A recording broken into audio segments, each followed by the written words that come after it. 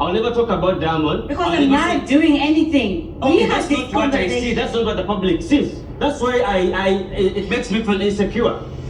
You won the prize. I am the prize. You stop giving him power. Stop doing the same things you do with him and start I don't give him powers. You give him powers over our relationship. You are yelling again. You need to change on your mood swings because comes off as bipolar. Giving off low-key narcissist. To me. You can go. Whoa. It was kind of distasteful. Yeah. I'm a human being. I need to smash sometimes. I can't avoid it. I was born that way. Jesus. Okay, wait, hold on.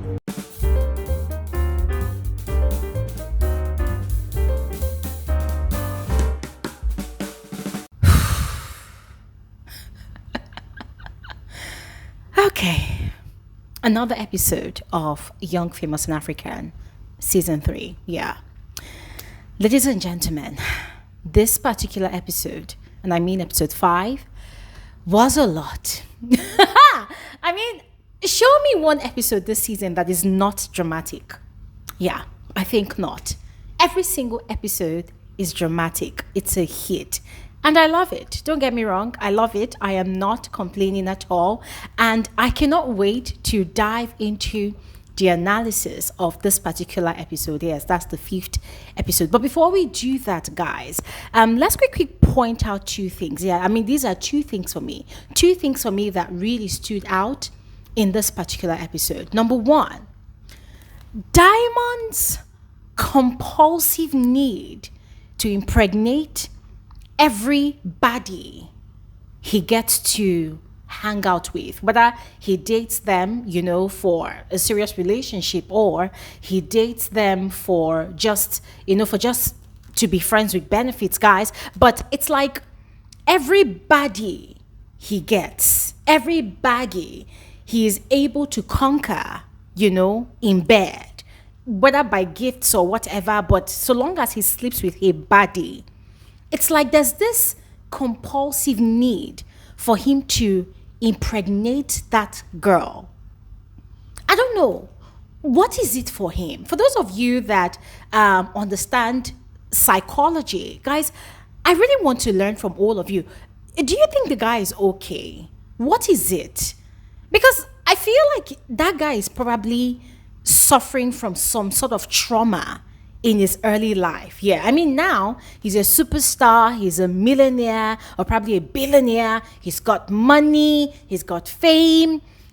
He travels around the globe. Yes, I mean, the guy is everywhere, right? But I feel like there's a sort of trauma that this guy is dealing with that is actually engineering him to want to impregnate any, strong woman he comes across. Because tell me why this guy was deeply disappointed. Did you see his face? Did you see his sadness? Now, I can't tell for sure if he was actually faking it for the cameras, for the show. But remember, we're just going by what is shown to us on the show, right? We don't know these people to whom. We don't know if everything on the show is actually real or fake, right? We're just going by what we see, right? So, guys, I watched Diamond's disappointment, his expression of sadness, and in a way, frustration over the fact that Fantana'S pregnancy test result returned invalid. This guy was so disappointed. He was so upset. Up until the point that he said that, because of this result, he's now, backtracking, like it's making him rethink his relationship with Fantana. And I looked at this guy, I'm like, this guy is sick. And when I say sick, it's not like sick, like an invalid, like he needs to be hospitalized or anything. No, I feel like it has to do with his mental health. I feel like there's some sort of trauma this guy is actually dealing with. What happened to Diamond? Like, what turned Diamond into this person? Because left to me, I just felt like, no, dude, you are not a husband to anybody, but you're a baby daddy to a lot of women. Okay, maybe not a lot of, maybe 2 women or 3 women, I don't know. But you have kids here and there. And just like this guy explained, like, I don't know if you all caught the part where he was explaining that, he would rather impregnate someone, have a baby with someone because he knows that that's going to keep them together for life because of the baby, than to get married to someone because he knows that, they might end up going their separate ways at some point in time. And I'm thinking, kind of makes sense in a way, because of course when you have kids with someone, you people are connected for life because of that child. But why is it such a big deal for Diamond to conquer women by virtue of impregnating them? Why is it such a big deal? Why? And when you look at the way he goes after these women, as I said, it's all about conquering the baddies. It's like a feat for him. People are conquering the world. People are conquering scientific researches. For Diamond, it's not just about conquering the music industry. It's also about conquering women.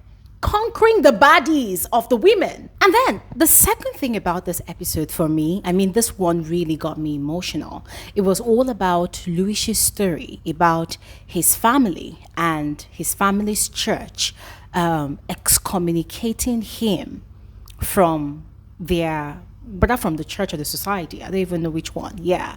And this was for having sex on national TV or maybe international TV. That's during the Big Brother Africa show. Yes.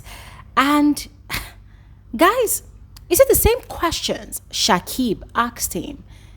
Those are the same questions I had in mind when he had shared the same story last season. Where the guy, Shakib, had asked him that, okay, why is his family not leaving the church? Like, why are they standing with the church?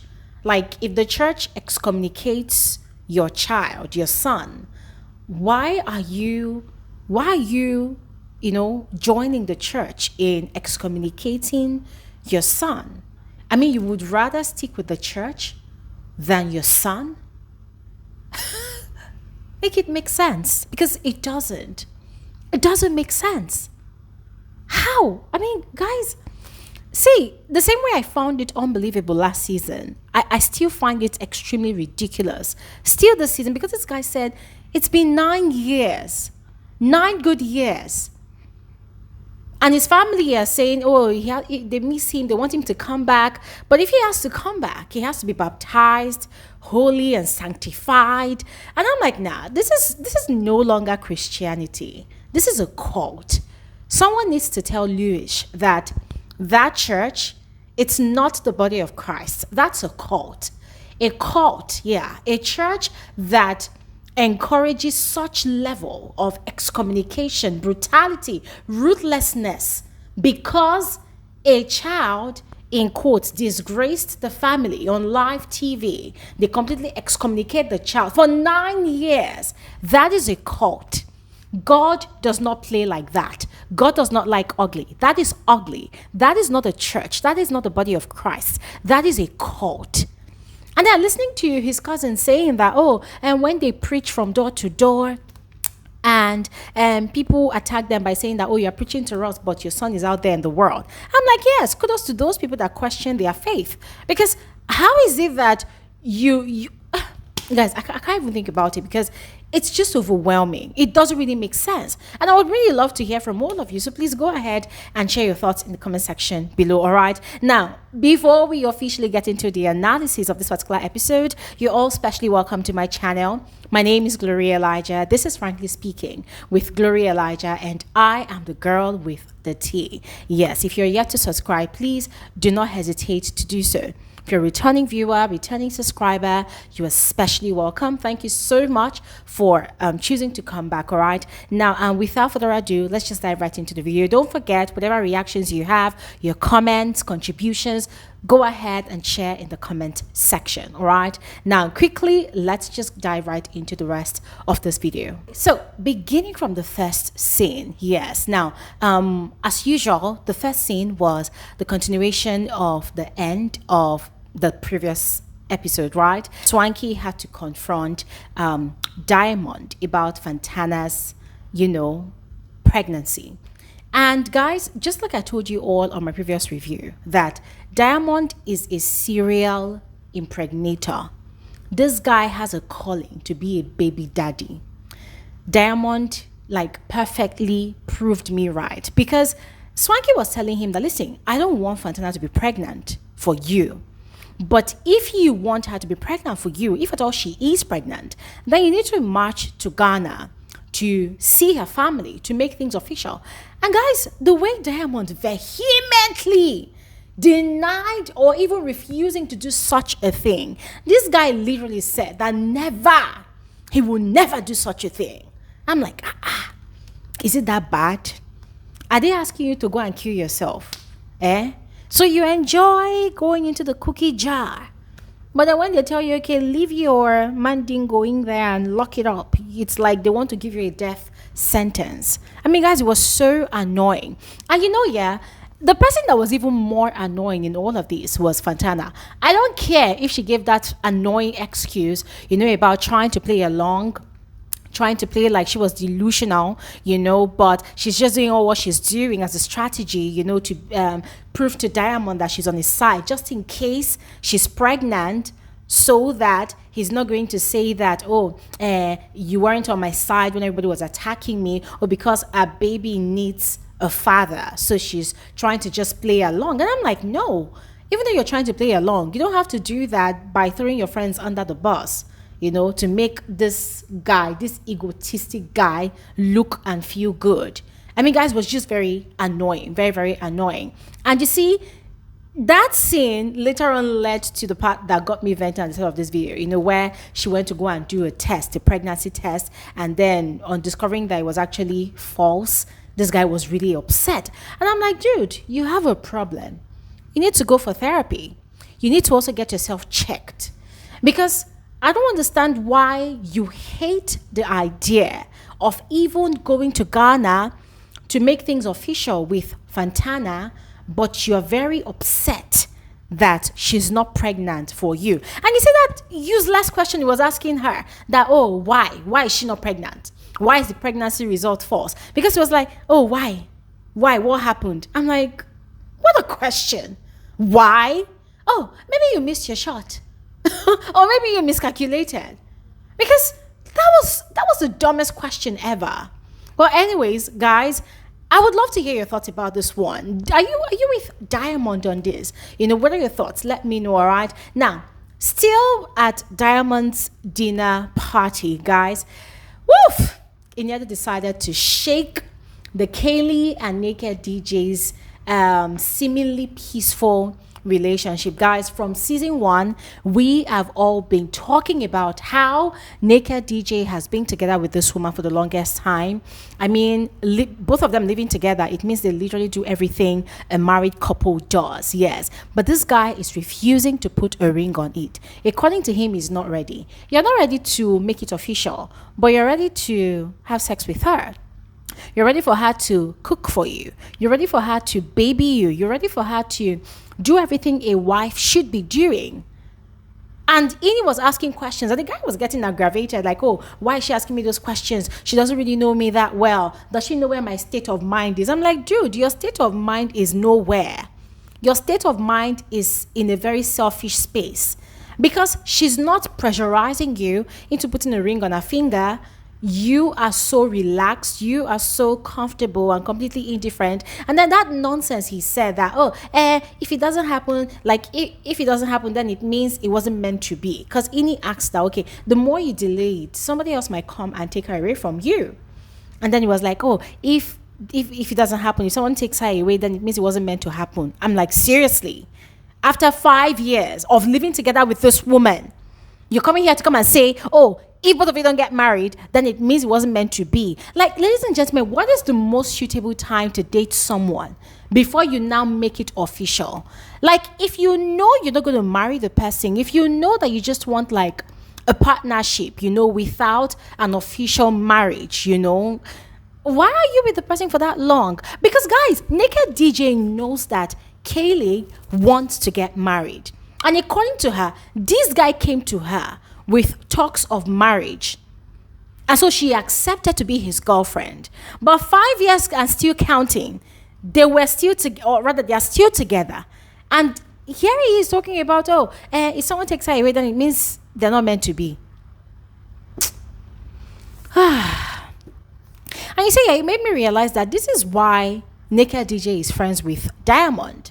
Because you see, they both enjoy each other's shallow mindset, and just like Louis said, which I support and agree with 100%, Naked DJ is living vicariously through Diamond.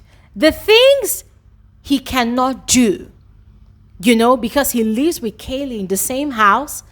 He enjoys watching Diamond doing all of those things.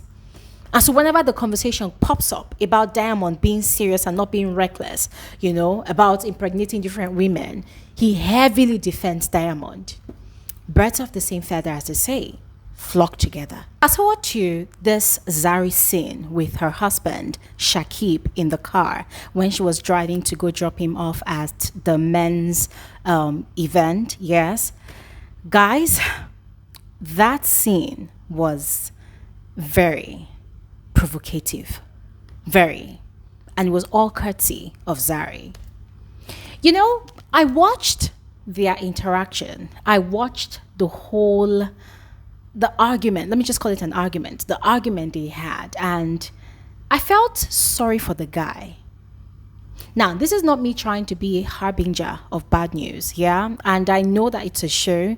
So let me put it this way. Show-wise, yeah? Show-wise.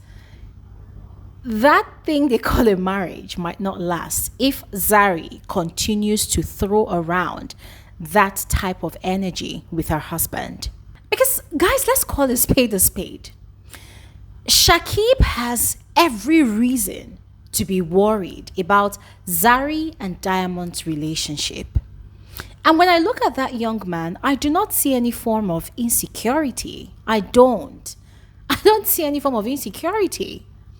If that guy was insecure, he wasn't going to settle. Because as far as I'm concerned, that's him settling for Zari. Zari has 3 grown-up kids and 2 young kids for different men. That young man, I don't think he has any ties with any wifey or baby mama or anybody. So that guy is settling for Zari. Zari said, oh, she is the prize. I'm sorry.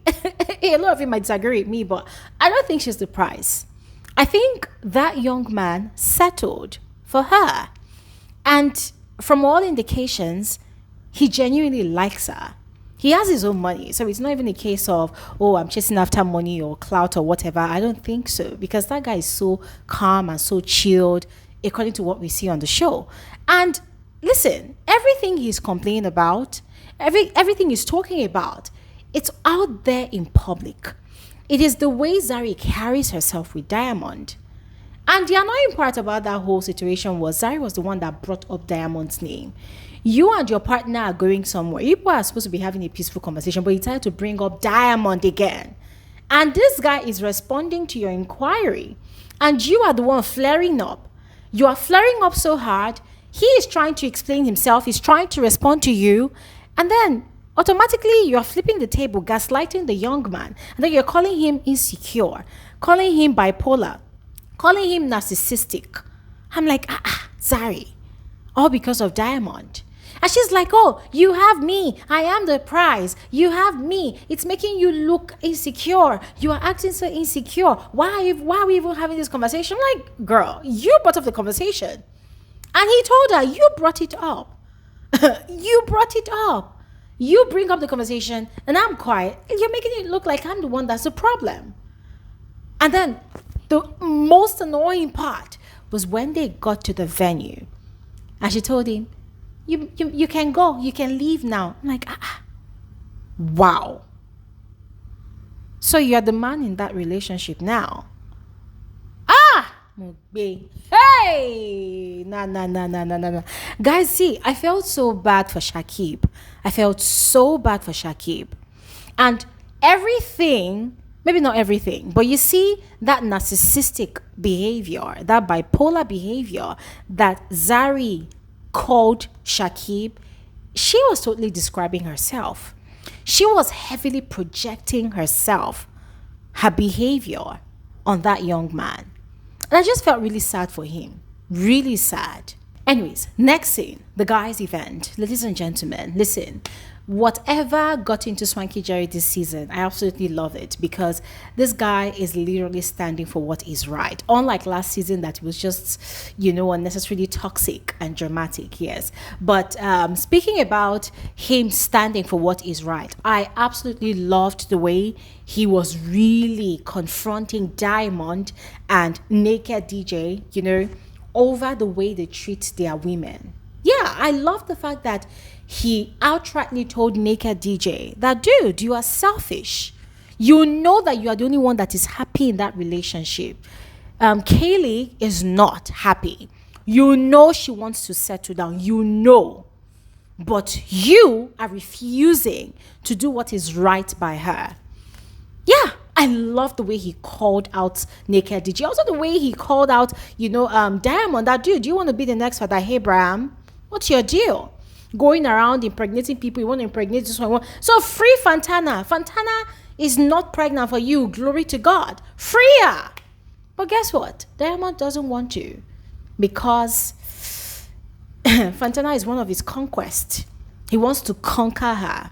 And for him, the best way to conquer her is to turn a body into a baby mama. What a man. Child! Now, this next scene totally reminded me of Annie. Yeah.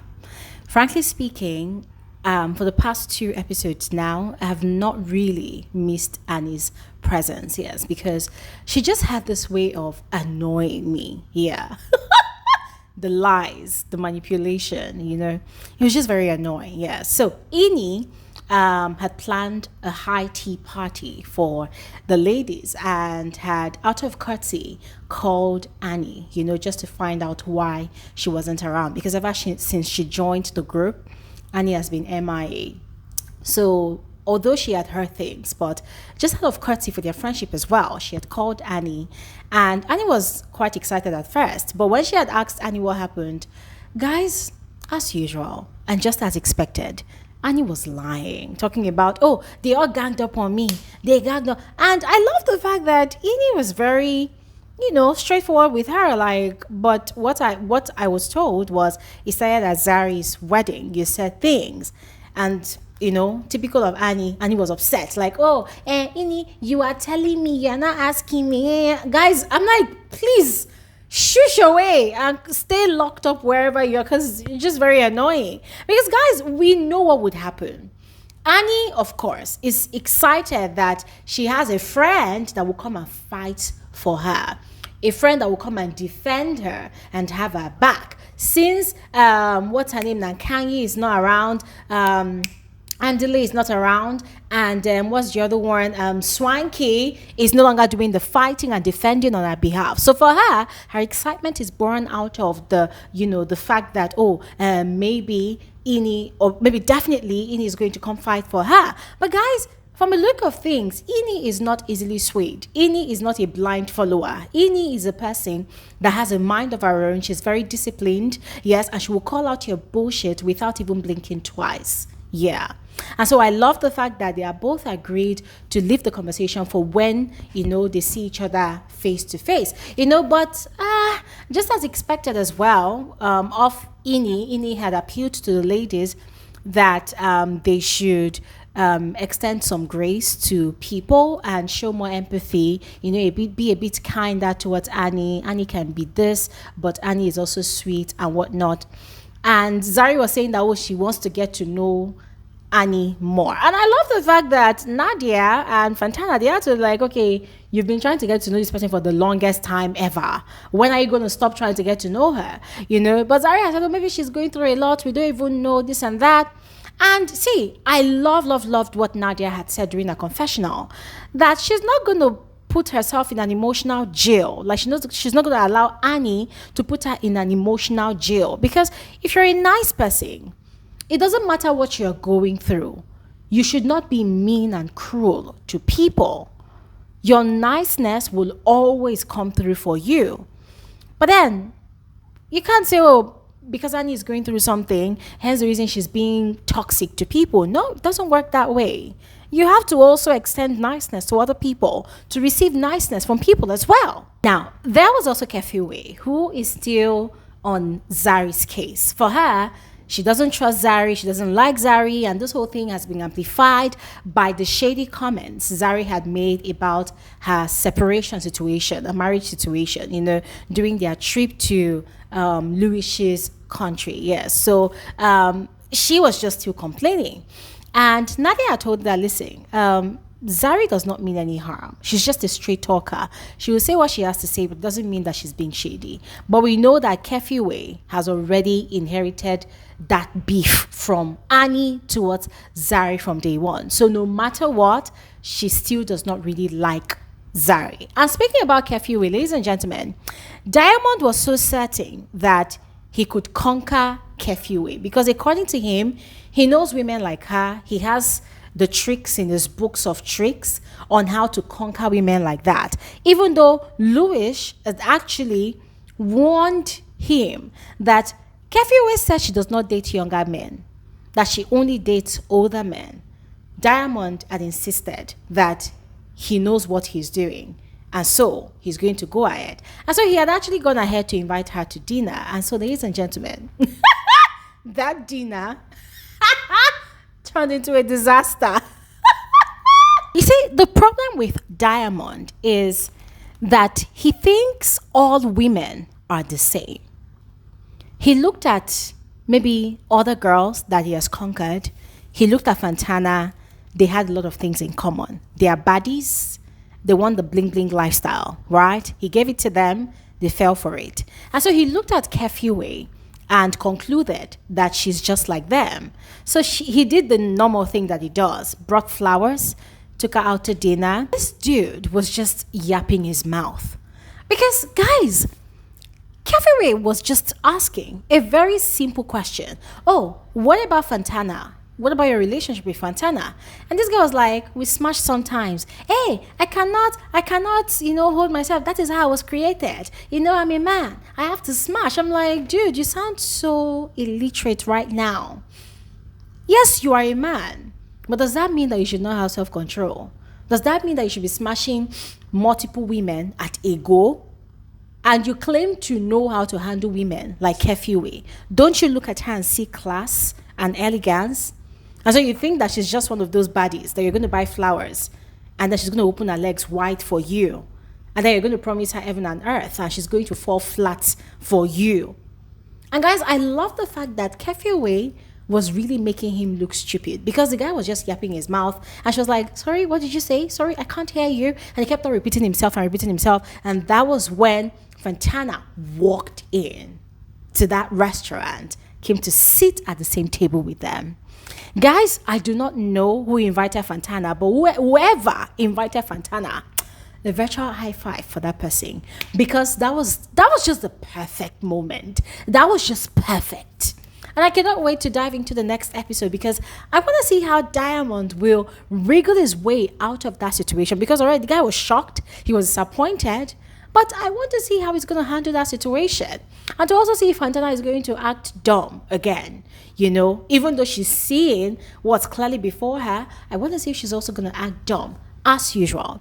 So ladies and gentlemen, I'm going to stop talking here right now because of course I would love to hear from all of you. So please go ahead and share in the comment section below. I'll see you guys on my next review. Thanks for watching. Have an amazing day. Bye.